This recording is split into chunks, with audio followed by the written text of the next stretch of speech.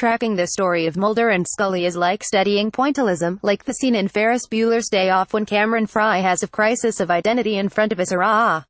Every episode of The X-Files is its own self-contained dot, consistent within itself but completely distinct, and often wildly different, from the dot next to it. Tragedy followed by adventure followed by horror followed by farce.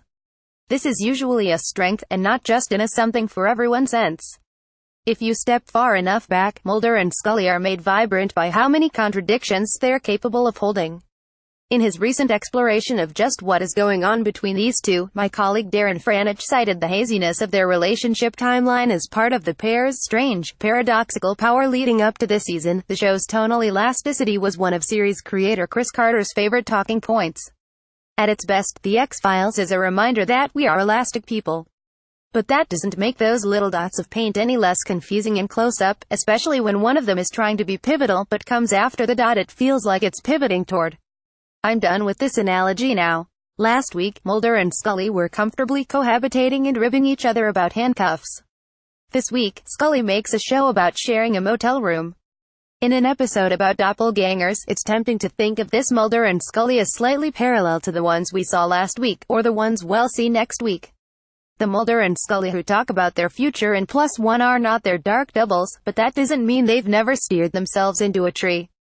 We open on concertgoer Archie Seaver's crowd surfing to a punk rock rendition of a David Duchovny song, when he spots his menacing double in the crowd and speeds off in his truck. His double appears in the passenger seat and grabs the wheel, sending the truck careening into a tree, and though Archie flies through the windshield, he survives. As it turns out, Archie isn't the only local to be beset by visions of a doppelganger, but he is the only one on record who's still alive, so Mulder and Scully pay him a visit. His very enthusiastic lawyer insists that despite Archie's history of alcohol isn't the only force at work here. Issues of blame get even more muddled when Scully and Mulder visit the doctor at the psychiatric hospital who treated multiple patients, all of whom are now dead, who claimed to see their doubles. The doctor says none of those patients had previously been treated for psychiatric problems, though, she adds, they weren't exactly upstanding citizens either. For some reason, it's the medical professionals in this episode who do the most work to reinforce negative and statistically false stereotypes of mental illness. On The X-Files, science has become a dark doppelganger of itself. While at the hospital, Mulder and Scully stumble upon a patient whose walls are lined with games of hangman, which is symbolic and therefore worth checking out. Toward the end of the hour, Mulder will yell, "You're under arrest.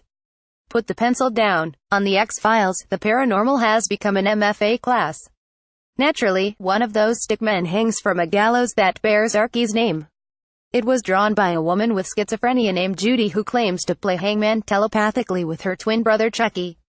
Both characters are played by Karen Knavel, already infamous in the world of this show as Mrs. Peacock, the incestuous amputee mother kept under a bed in Season 4's home.